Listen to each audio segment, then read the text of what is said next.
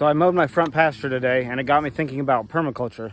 So I mowed about half of it here. There's some giant piles of grass around there. So mowing my front pasture today got me thinking about permaculture.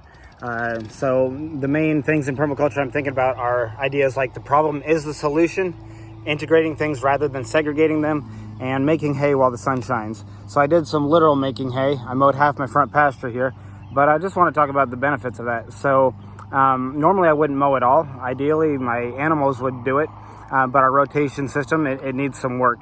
But I can make use of this situation. So I can use the clippings, right? Use your grass clippings, people. So millions of people mow their grass, they bag it, and they pay to have it dropped off at the dump.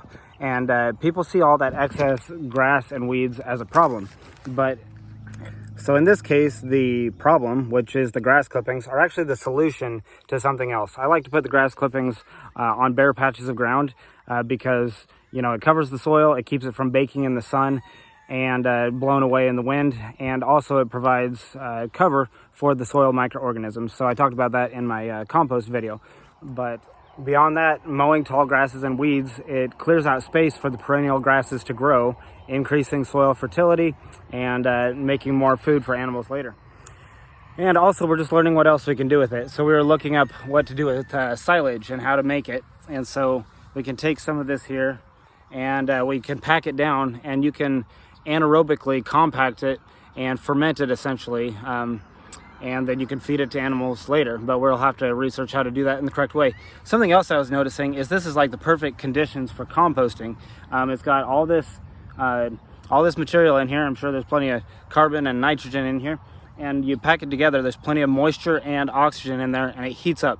So I piled these up this morning, and they are very hot in the center. So any pile that I built to 2 to 3 feet, it's already heated up. So I'm thinking, you know, that's a instant composting thing. So I'm wondering what else I could do with that. So there's just, and it may seem like a small thing, but the truth is that was habitat for a lot of creatures, right? If you look behind me, this half acre to 3/4 acre, whatever I mowed there, that was habitat to a lot of insects and a lot of bugs. And so we did take away some habitat there. And so try to think what you can do to improve your property so it can sustain more life with what you took from it. Because the idea is you want to be building, working with nature, and helping it to get progressively more abundant, more fertile, instead of taking away from it. And another thing, guys, we're not trying to make a big yard. Like, we don't want a big lawn with lots of grass like this.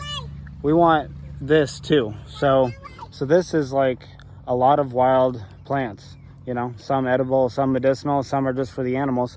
But you know, that's what's naturally growing. You know, too many people's property only looks like the lawn.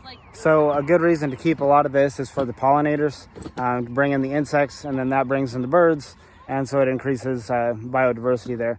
All right, everybody, come take a look with me.